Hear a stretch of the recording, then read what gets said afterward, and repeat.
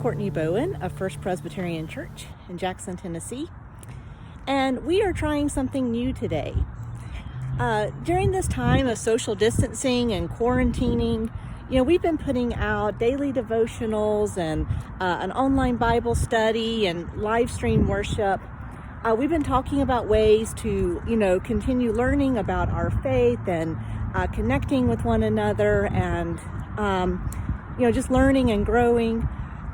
So we thought that in addition to what we have been doing, we would now add on a new series in which we talk about ways that we can practice our faith. We'll talk about ways that we can put our faith in action. We'll talk about ways that we can practice our faith so that we can grow in our faith, that our faith can increase, and just ways of connecting with God daily. So the first suggestion we have for you, and know that we're not trying to add to your to-do list right now.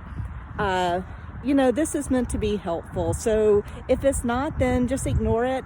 But maybe some of these practices will be helpful. You might find that some work better for you than others. So don't feel like you have to do every single thing we suggest. Although, keep an open heart and an open mind. Sometimes the things that we think, are not our style tend to be the activities we enjoy the most. So, just have fun with it and see if these practices help you to connect to God in new ways that you haven't thought about before. So the first activity that we want to suggest to you is taking a prayer walk. So, walking is a great practice in and of itself. I mean, I think just getting outside, getting away can be helpful. I think just having that time alone with God can be helpful. But even just the sort of motion of going forward physically, I think helps us go forward mentally and emotionally, spiritually. It can just help us get out of whatever rut we're in, especially right now while we're kind of in lockdown and in so many ways feeling kind of trapped and restricted. Walking can really help us get out of that mindset. But on top of that, try a prayer walk where as you walk, you pray to God. You can pray for your own journey, your own growth, moving forward, but also pray for the people and places that you come across. So if you pass by your neighbor's house, pray for your neighbors. Pray that they have peace inside their walls. Pray that that their family is thriving, that they have all that they need right now to weather this storm. Pray that they know they are loved. If you pass by a school, pray for the students in that school, even though they're not there.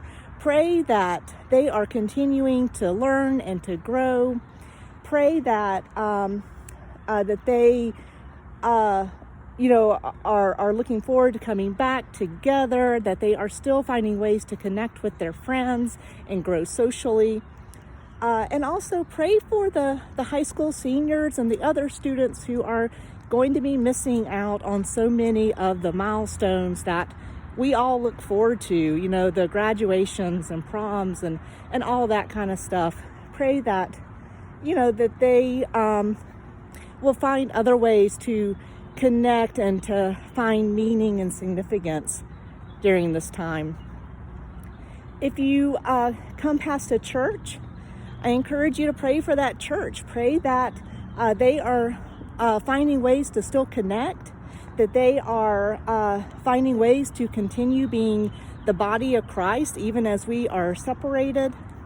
Pray that they have all they need during this time, and that they are continuing to faithfully serve God and to work in all the ministries that God has called them to.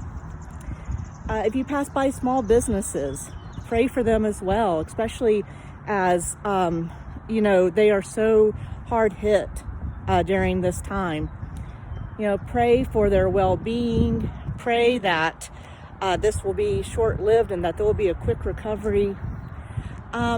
pray for the other places that you come across. Pray in your own words. Just think about your communities and your neighborhoods. Pray for their well-being, and pray that we can continue supporting one another and loving one another, and that we will get through this together with God's help. So I hope that you are staying healthy and happy and safe during this virus, and I encourage you to just find ways to practice your faith, and know that nothing in this life can separate us from the love of God. So thanks be to God. Amen.